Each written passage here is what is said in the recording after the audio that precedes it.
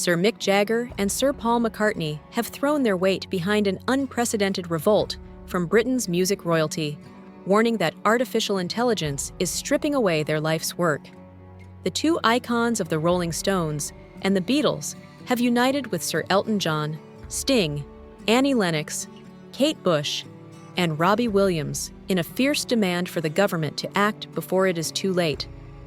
Their target is the unchecked power of American big tech companies, which they accuse of plundering the creative wealth of the nation.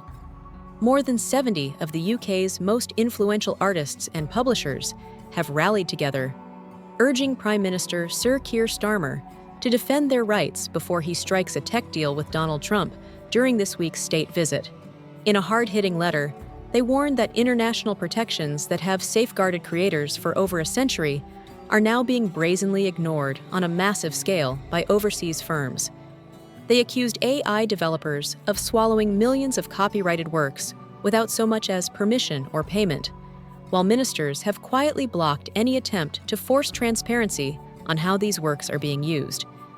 They pointed out that a government review on copyright will not appear until next year, far too late in their view, while earlier this year, ministers already had to abandon a deeply unpopular plan that would have forced creators to opt out if they didn't want their work exploited by AI.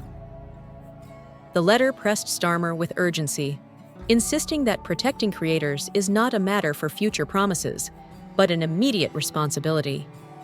The Stars reminded him that the first duty of any government is to shield its citizens, not to hand over power to corporate giants based overseas.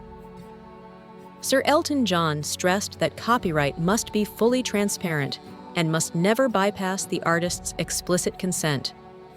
He argued that these principles are the very bedrock of the music industry, warning that the current climate effectively leaves the door wide open for big tech to loot, strip, and scrape away the work of entire lifetimes. He made clear that Britain's creative elite will not accept such exploitation, nor will they allow the government to escape its election pledges to defend the arts. Robert Smith of The Cure painted an equally stark picture, warning that the government risks trading away the nation's cultural soul and creative future to Silicon Valley. He declared that artists must retain absolute control of their own work, branding any erosion of this right as outright wrong. The government, under pressure, issued a statement insisting that the UK's creative industries remain central to the economy and that their concerns are taken seriously.